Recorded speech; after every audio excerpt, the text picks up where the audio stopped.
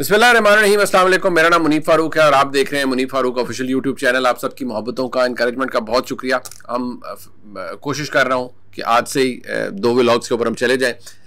सबसे बुनियादी और अहम बात जो आपके सामने आज रखनी है कि आज का लंदन प्लान क्या है। मियां नवाज शरीफ साहब वहाँ पर हैं और मियां नवाज शरीफ साहब की वापसी के लिए मुस्लिम लीग नून बहुत बड़ी तैयारियाँ कर रही हैं। लेकिन सबसे पहली बात, तैयारियाँ किस बेसिस पर हो रही हैं?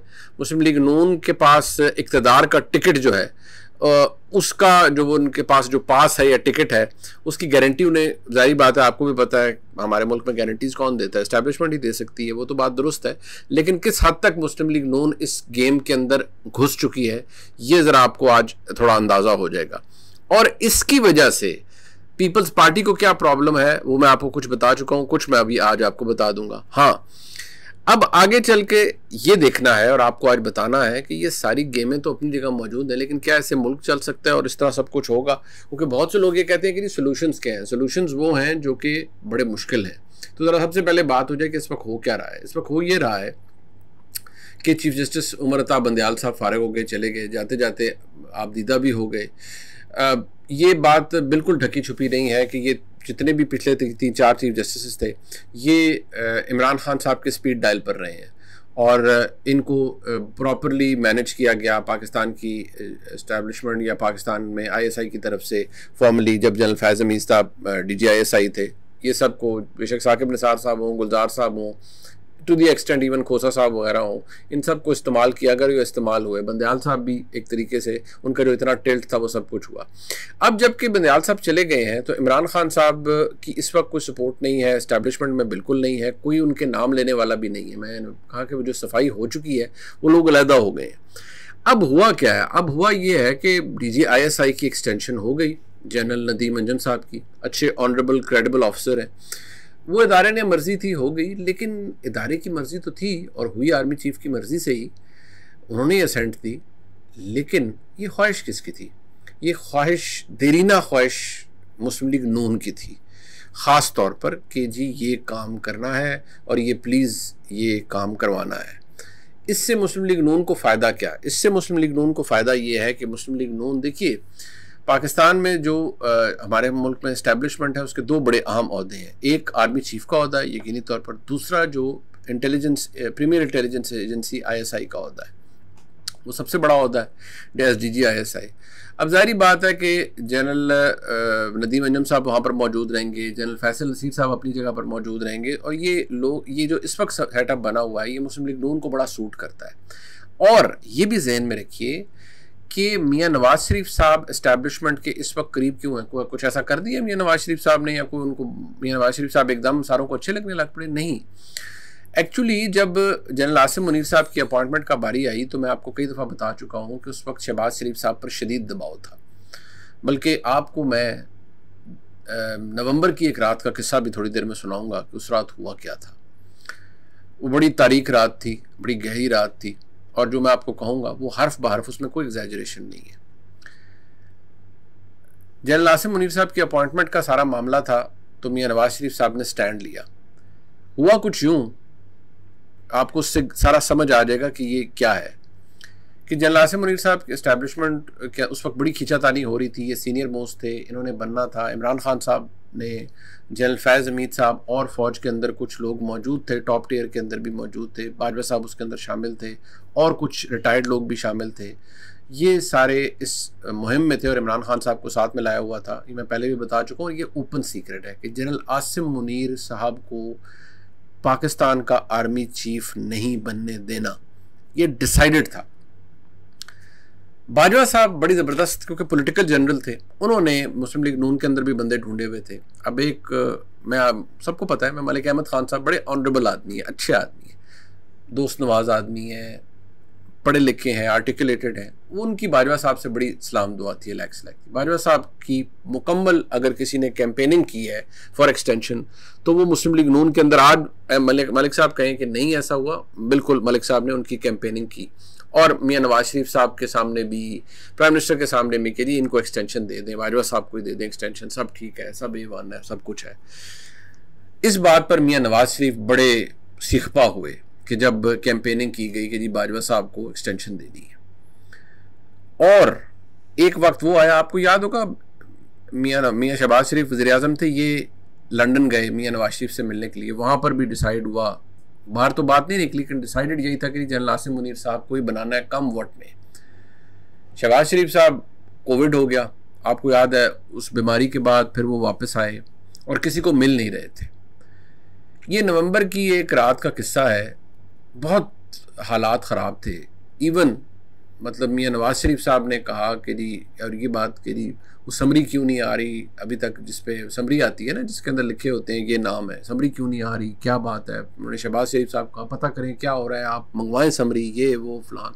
ख्वाजा आसिफ साहब उनके बड़े तेज़ आदमी, उन्होंने प्ले डाउन करते रहे, नहीं नहीं नहीं कुछ भी नहीं हो रहा। हमने पूछना किसी ने, बोले नहीं कुछ भी नहीं हो रहा, लेकिन इस खाकसार को पता था कि हो क्या रहा है। वो अब हर सहाफ़ी के अपने सोर्सेज होते हैं, मुझे उस वक्त जो हो रहा था मैं उसकी गवाही दे सकता हूँ, और उसके गवाह मेरे पास मौजूद हैं। एक मेरे बड़े भाई भी हैं, उस्ताद भी हैं, अंसार अब्बासी साहब, वो मौजूद थे, और मेरी बहन आसमा शराजी साहबा मौजूद थी।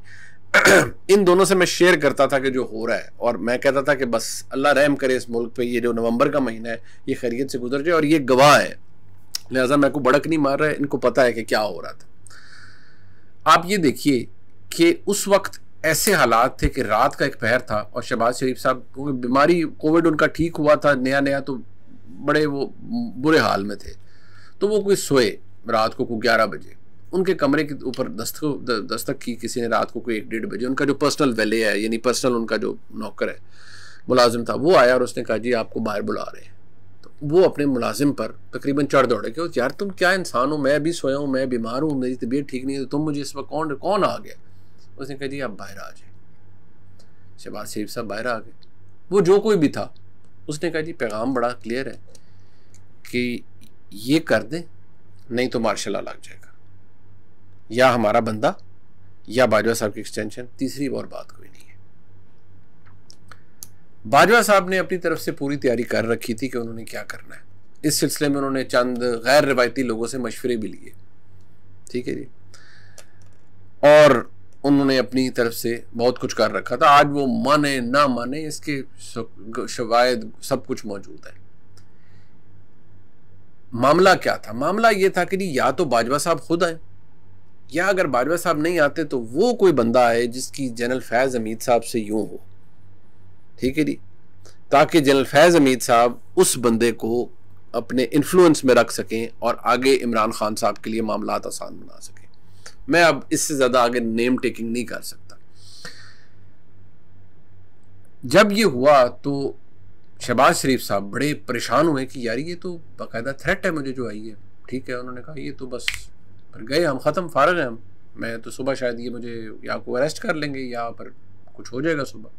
उन्होंने मियाँ नवाज शरीफ को फ़ोन किया, इसमें से कोई बात एग्जैजरेशन नहीं है। मियाँ नवाज शरीफ को फ़ोन किया कि मुझे तो ये पता चल चुका है। आपको याद होगा कि मियाँ नवाज शरीफ एक दौरे पे चले गए थे, पता नहीं कहाँ का दौरा था, बल इंग्लैंड से चले गए थे।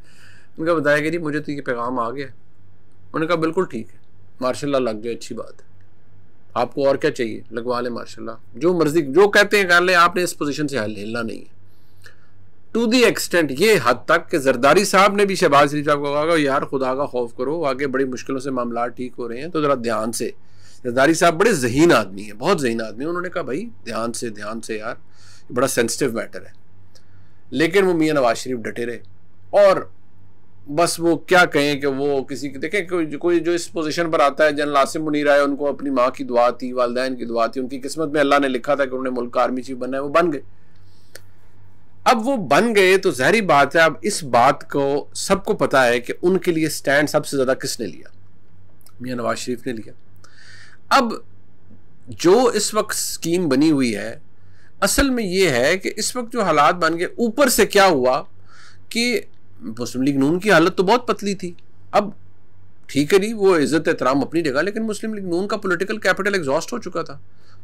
महंगाई कोई पता नहीं लग रहा, IMF की मैं उस वक्त बात कर रहा हूँ, आप ज़हन में रखें ना, नवंबर दिसंबर के बाद जनवरी में नए चीफ भी आ गए, सब ठीक, लेकिन जी महंगाई सर चढ़ के बोल रही है। इमरान खान साहब ललकार रहे हैं, बाई इलेक्शन पिट गए हैं, मुस्लिम लीग नून हारी हुई है।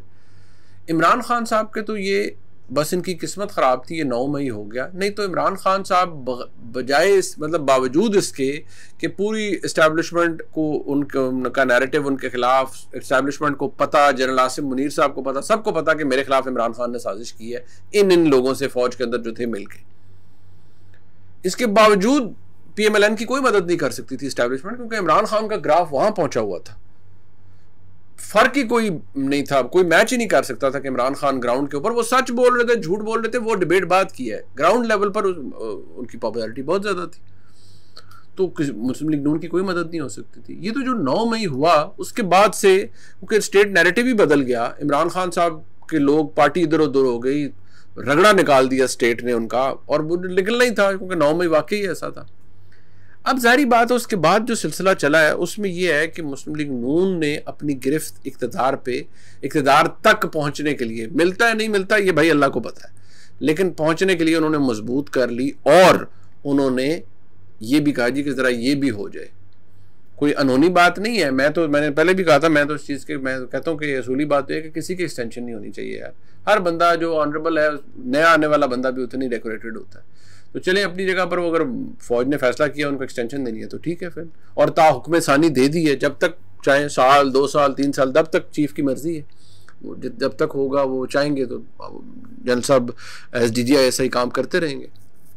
लेकिन ये इसलिए हुआ, अब ये तो चले हो गया, एक काम तो बन गया है, लेकिन जरा ये सोचें ऐसे मुल्क चल सकता है इस तरह इन हालात में?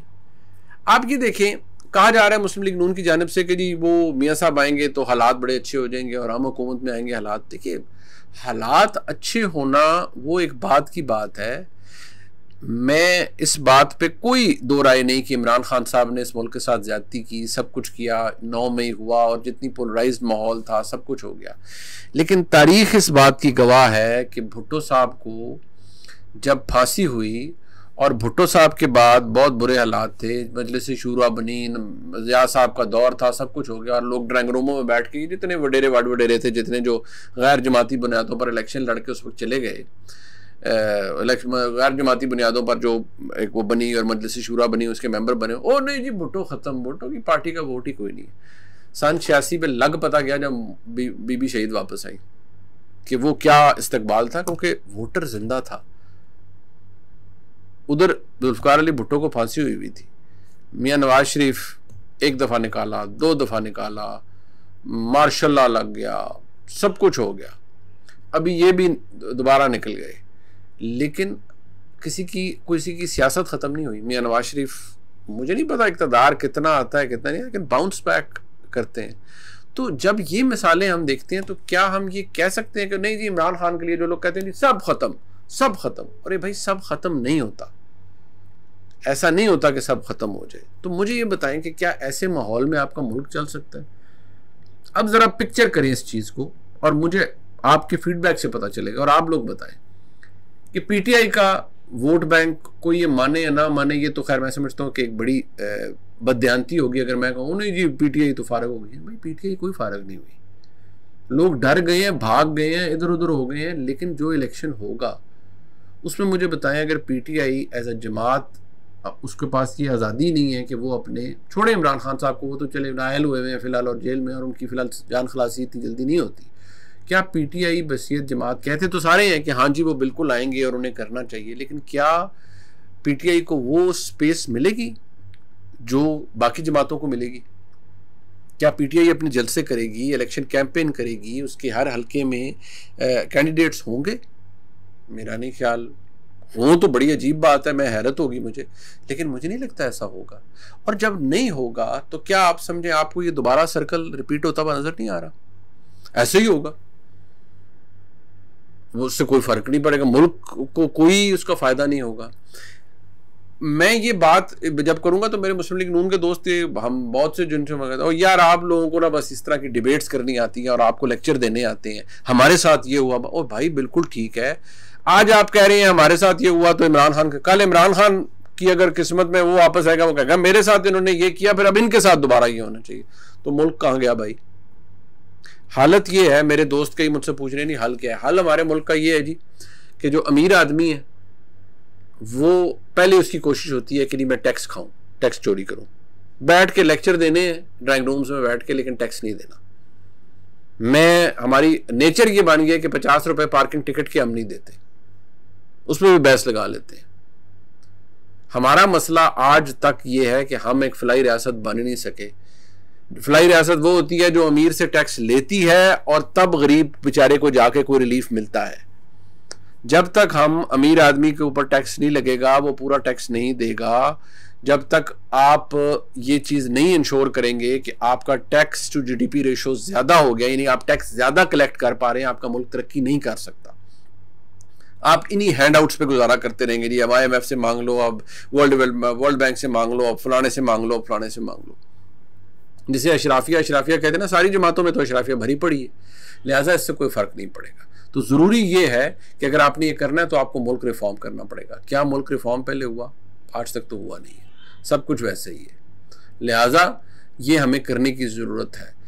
असल लंदन प्लान यही है कि मियां नवाज शरीफ साहब ने वापस आना है और उनके लिए इक़्तिदार के रास्ते एक के बाद एक चीज़ें स्टिच अप हो रही हैं। लेकिन मुझे ये बताएं, मुस्लिम लीग नून के पास कोई सोल्यूशन है कि फौरी तौर पर हम हालात ठीक कर देंगे या हालात ठीक हो जाएंगे? मैंने जो गुफ्तगू की है, मैं आपको सीरियसली बता रहा हूँ, वो वजारत ख़जाना के लोगों से, उन्होंने कहा जी 3 से 4 साल तो आप भूल जाएं कि हमारे मुल्क की मईशत कोई अपनी जगह पर आएगी, क्योंकि इतना हर चीज़ ड्रेन खाली हुई हुई है। और ये बात मुझे बताई गई कि दिसंबर का पहला महीना इम्पैक्ट असल महंगाई का उस वक्त आएगा, अभी तो छोटे छोटे झटके लग रहे हैं। और अगर इंटरनेशनल मार्केट के अंदर प्राइस के हमारा यही इशू रहा और हमारा डॉलर रुपी पैरिटी बेहतर ना हुई तो फिर ये होगा। अब हालत ये आ गई है कि लोगों को लाले पड़ गए हैं कि जी हमारे तो लॉकर्स तक महफूज मतलब ऐसे कि जी खतरा है सबको।